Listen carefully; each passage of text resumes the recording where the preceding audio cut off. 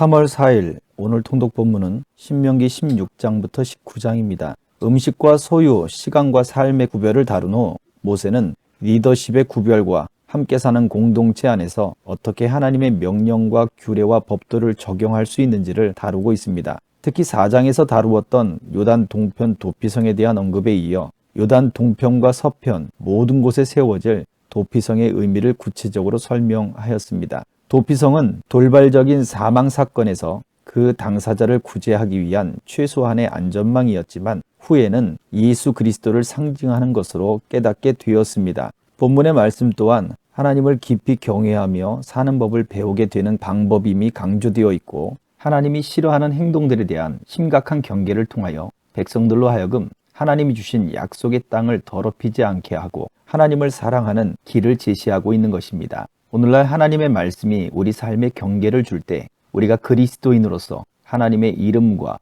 예수 그리스도의 이름을 먹칠하지 않고 하나님의 나라를 펼쳐나갈 수 있는 기회들과 여건들을 더 넓혀준다는 사실을 우리는 생각해 보아야 합니다. 그러므로 오늘도 말씀과 함께 하나님을 깊이 경외하며 하나님을 사랑하는 삶이 되어지기를 주의 이름으로 축복합니다. 신명기 16장 아비보를 지켜 하나님 여러분의 하나님께 유월절 제사를 드리십시오. 하나님 여러분의 하나님께서 여러분을 아비볼 밤에 이집트에서 건져내셨습니다. 하나님께서 자기 이름을 두고 예배 받으시려고 택하신 그곳에서 하나님 여러분의 하나님께 유월절 제물을 드리십시오. 누룩을 넣은 빵을 그 제물과 함께 먹어서는 안 됩니다. 7일 동안 누룩을 넣지 않은 빵, 곧 궁핍한 시절에 먹었던 빵을 그 제물과 함께 먹으십시오. 이는 여러분이 이집트를 나올 때 급히 떠나왔기 때문입니다. 그 빵은 여러분이 이집트를 어떻게 떠나왔는지를 여러분이 사는 동안 생생하게 기억나게 할 것입니다. 7일 동안은 어디에도 누룩의 흔적이 있어서는 안 됩니다. 여러분이 저녁에 제물로 드린 고기는 다음 날 아침까지 남겨두지 마십시오.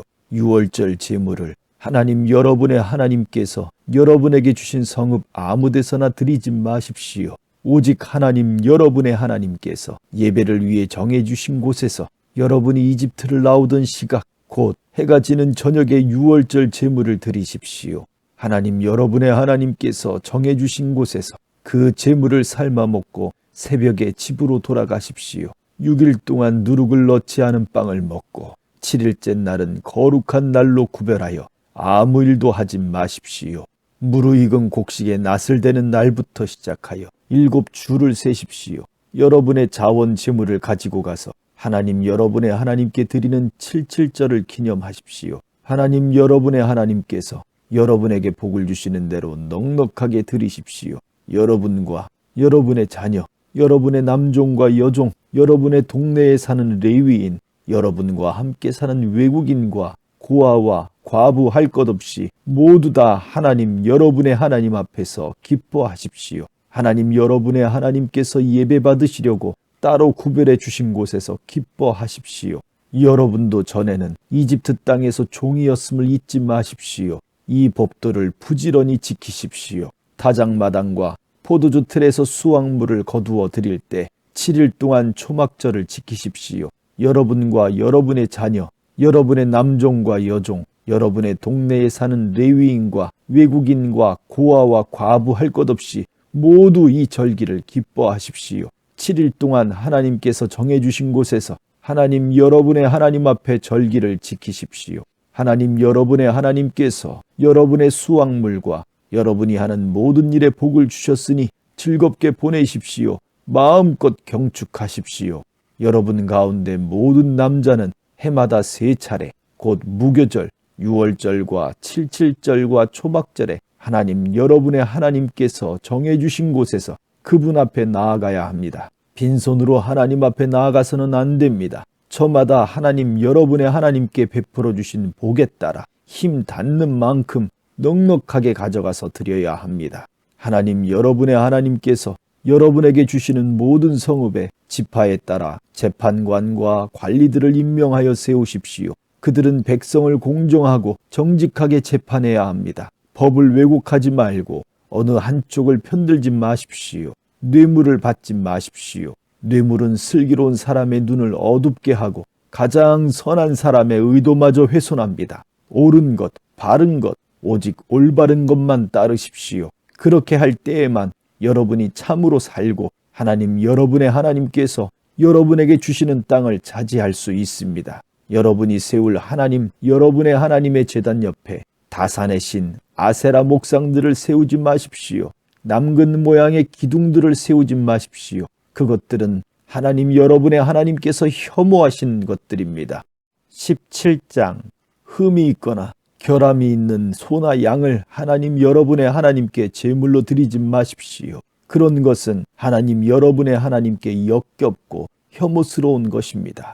하나님 여러분의 하나님께서 여러분에게 주시는 성읍 안에서 하나님 모시기에 부정한 짓을 저지르고 그분의 언약을 저버리고 다른 신들을 숭배하러 가서 해나 달이나 하나님을 대적하는 하늘의 신들에게 절하는 자를 만나거든 그 증거를 찾아 철저히 조사하십시오. 그것이 사실로 드러나고 그들이 이스라엘 안에서 역겨운 짓을 한 것이 드러나면 여러분은 그 악한 짓을 저지른 남자와 여자를 여러분의 성문 밖으로 끌고 가 돌로 쳐서 죽여야 합니다. 그가 죽을 때까지 돌로 쳐야 합니다. 하지만 두세 사람의 증언이 있을 때에만 사람을 죽일 수 있습니다. 한 명의 증언만으로는 사람을 죽여서는 안 됩니다. 증인이 먼저 돌을 던지고 그 후에 공동체의 나머지 사람들이 따라서 던져야 합니다. 이와 같이 하여 여러분은 여러분의 공동체에서 악을 제거해야 합니다.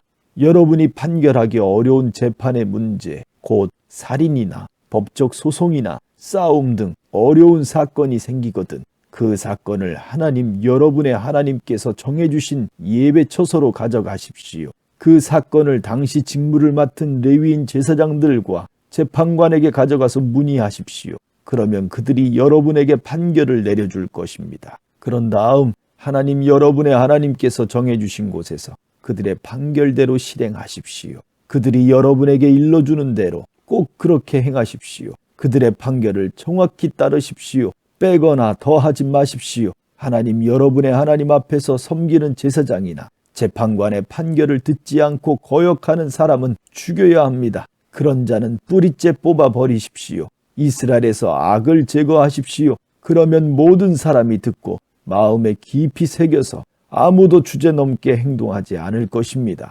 하나님 여러분의 하나님께서 여러분에게 주시는 땅에 들어가서 그 땅을 차지하고 자리를 잡은 다음에 주위의 모든 민족처럼 왕을 세워야겠다는 말이 나오면 반드시 하나님 여러분의 하나님께서 택하시는 사람을 왕으로 세우십시오. 여러분의 동족 가운데서 왕을 고르십시오. 외국인을 왕으로 세우지 말고 여러분의 동족을 왕으로 세워야 합니다. 그러나 아무리 왕이라고 해도 전쟁 무기를 늘리거나 군마와 전차를 비축하게 해서는 안 됩니다. 말을 늘리려고 백성을 이집트로 보내서도 안 됩니다. 하나님께서 여러분에게 너희가 다시는 그곳으로 돌아가서는 안 된다 하고 말씀하셨기 때문입니다. 또한 왕이 후궁을 늘리고 여러 아내를 맞이하여 바르고 고결한 삶에서 벗어나는 일이 없게 하십시오. 또 은과 금을 많이 쌓아두는 일도 없게 하십시오.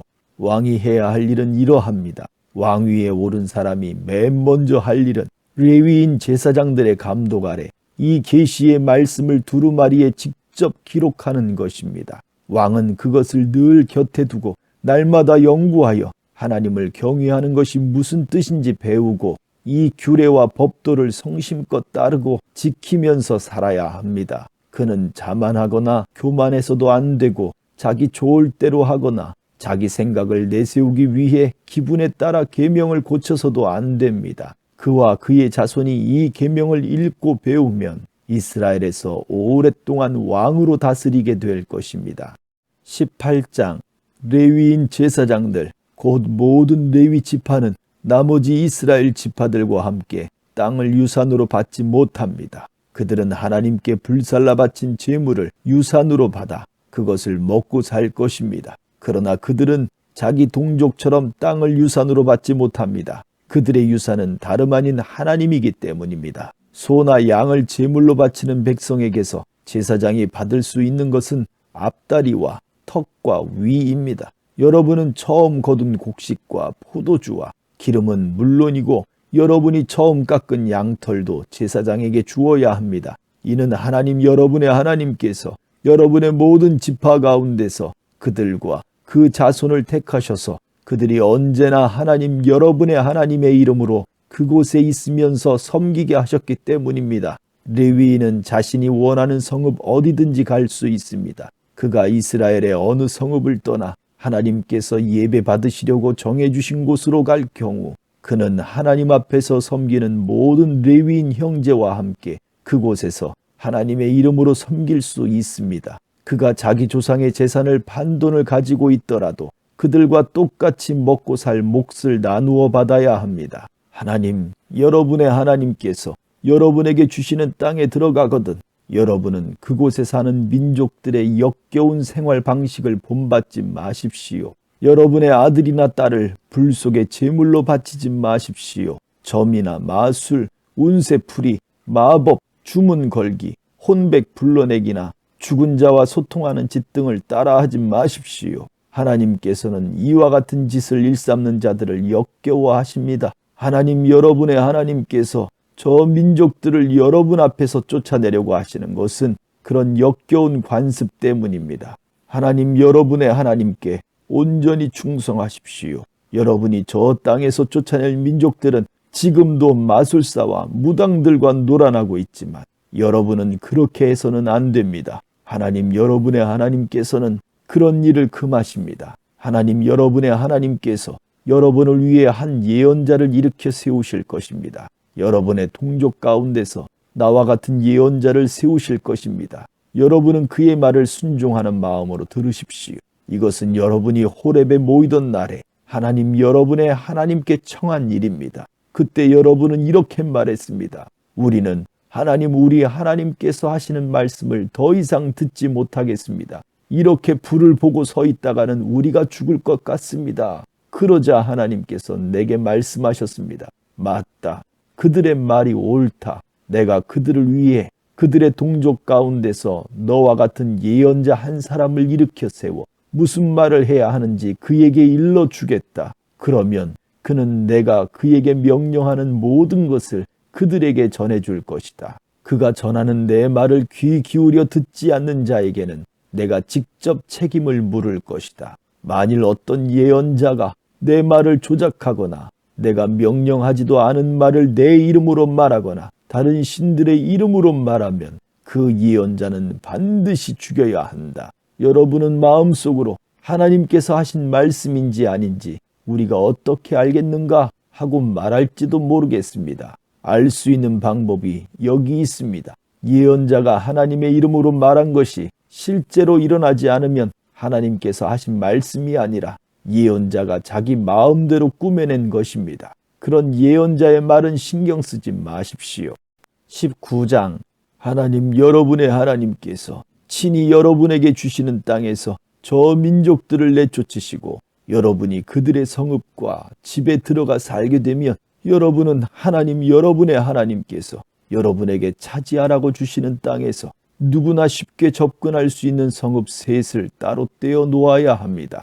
여러분은 하나님 여러분의 하나님께서 여러분에게 차지하라고 주시는 저 땅을 세 지역으로 나누고 각 성읍에 이르는 길을 닦아서 실수로 사람을 죽인 사람이 그곳으로 피신할 수 있게 하십시오. 살인자가 그곳으로 피신하여 보호받을 수 있는 경우는 다음과 같습니다. 그는 원한을 품은 일 없이 실수로 이웃을 죽인 사람이어야 합니다. 예를 들어 어떤 사람이 자기 이웃과 함께 나무를 하러 숲에 가서 도끼를 휘두르다가 그만 도끼날이 자루에서 빠져 그 이웃이 맞아 죽었다고 합시다. 그 사람은 이 세 성읍 가운데 한 곳으로 피신하여 목숨을 건질 수 있습니다. 그 성읍이 너무 멀리 떨어져 있으면 복수심에 불타는 피해 보복자가 그 사람을 뒤쫓아가서 잡아 죽이고 말 것입니다. 거리가 먼 탓에 죽지 않아도 되는 사람이 죽게 됩니다. 사람을 죽인 것이 그의 잘못이 아니고 살인자와 피해자 사이에 원한을 살 만한 일이 없었는데도 그런 참극이 빚어지는 것입니다. 그러므로 나는 여러분에게 명령합니다. 여러분을 위해 성읍 셋을 따로 떼어 두십시오. 하나님 여러분의 하나님께서 여러분의 조상에게 엄숙히 약속하신 대로 여러분의 땅을 넓혀주시고 그 경계를 확장해 주시고 여러분의 조상에게 약속하신 땅 전체를 여러분에게 주시면 다시 말해 내가 오늘 여러분에게 명령하는 대로 여러분이 열심히 살고 하나님 여러분의 하나님을 사랑하며 그분이 말씀하시는 것을 여러분 평생에 실천하여 그런 일이 일어나면 여러분은 이 새 성읍에 다른 새 성읍을 추가하여 무고한 비가 여러분의 땅에 떨어지는 일이 없게 하십시오. 하나님 여러분의 하나님께서 여러분에게 유산으로 주시는 땅이니 여러분은 그 땅을 무고한 피로 더럽혀 피 흘림의 죄를 뒤집어 쓰지 않게 해야 합니다. 그러나 어떤 사람이 이웃을 미워하여 숨어서 기다리다가 그를 급습하여 쳐 죽이고 이 성읍들 가운데 한 곳으로 달아난 경우에는 이야기가 다릅니다. 그가 살던 성읍의 장로들은 사람을 보내어 그를 붙잡아 돌아오게 해야 합니다. 그런 다음 그를 피해 보복자에게 넘겨주어 죽게 해야 합니다. 그를 불쌍히 여기지 마십시오. 이스라엘에서 사악한 살인을 말끔히 씻어버리십시오. 그래야 여러분이 깨끗한 공기를 마시며 잘 살게 될 것입니다. 여러분은 그 땅에 첫 발을 들여놓은 여러분의 조상이 오래전에 자기 소유지 경계로 세워놓은 경계표를 옮기지 마십시오. 어떤 범죄나 죄도 한 사람의 증언만으로는 유죄 판결을 내릴 수 없습니다. 증인이 두세 사람은 있어야 그 일을 판결할 수 있습니다. 악의를 가진 증인이 나타나서 어떤 사람에게 죄가 있다고 말하면 다툼에 연루된 두 당사자는 하나님 앞에 그 당시 직무를 맡은 제사장과 재판장들 앞에 서야 합니다. 재판관들은 철저하게 신문하여 그 증인이 거짓 증인이고 자기 동족 이스라엘 자손에 대해 거짓 증언을 한 것이 드러나면 그가 상대에게 주려고 했던 것과 똑같은 벌을 그에게 주어야 합니다. 여러분의 공동체에서 더러운 악을 말끔히 쓸어버리십시오. 그러면 백성이 여러분이 한 일을 듣고 마음에 깊이 새겨 여러분 가운데서 그와 같은 악을 다시는 행하지 않을 것입니다. 그를 불쌍히 여기지 마십시오. 목숨에는 목숨으로, 눈에는 눈으로, 이에는 이로, 손에는 손으로, 발에는 발로 갚으십시오. 아멘.